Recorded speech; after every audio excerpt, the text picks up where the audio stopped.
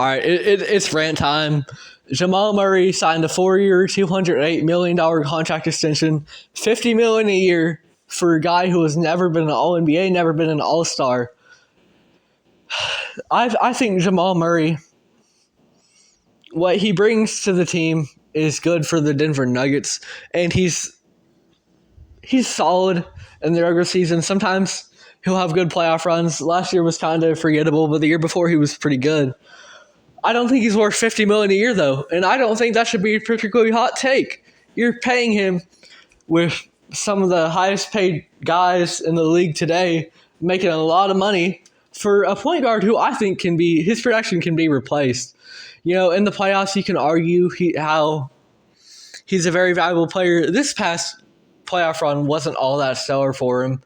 And you can make the argument that that was because they were playing a great defensive team in the Minnesota Timberwolves in the second round. But just in general, I think Jamal Murray isn't as great a player as a lot of times he's perceived, and especially by the Denver Nuggets fan base. And just Jamal Murray, I'm not a fan of the deal. I'm not a fan of his play. I think his regular season production is pretty easily replaceable. And I think in the playoffs, yeah, he's a solid little riser. But why not take a chance on another guy who's going to cost a little bit less, who can give you the same production in the regular season, and maybe we haven't seen him in the playoffs before, or he's also a playoff riser? Because you could find a guy like that. There's plenty of solid point guards in the NBA today that can fit within a role on an offense in the playoffs, especially. You know, because Jamal, I think the main two-man game of the Nuggets that I like the most in terms of how they play off of each other is Nikola Jokic and Aaron Gordon. Jamal Murray, I consider him, I would say, the third best player on that team. And in terms of value, I have always said that the Denver Nuggets are, at least until they lost KCP, they were the most well-constructed roster, starting five in the NBA, because you had a solid point guard in Jamal Murray. You had a lights-out shooter in MPJ. You had a great role player in KCP. You had the best two-man game in the league between a great play finisher and one of the most unique offensive talents we've ever seen in the NBA, perhaps the greatest offensive talent for a big we have ever seen, Nikola Jokic.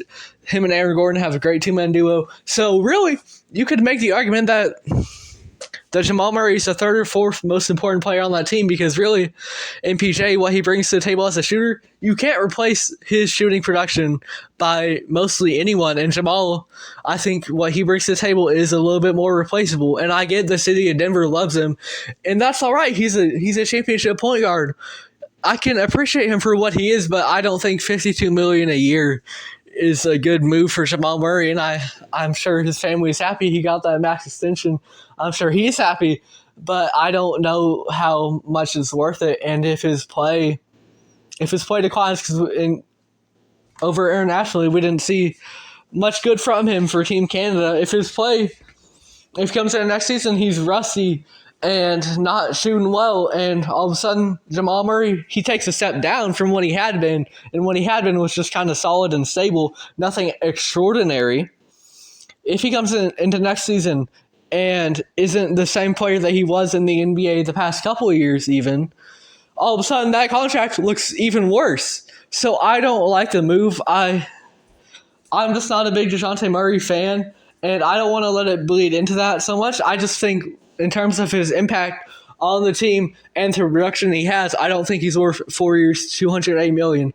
Good on him for getting that money, but in general, I don't like the move. If you enjoyed this video, it would be great if you could find it in you to like, subscribe, maybe check out the full podcast on Spotify, follow us on there, follow us on Instagram.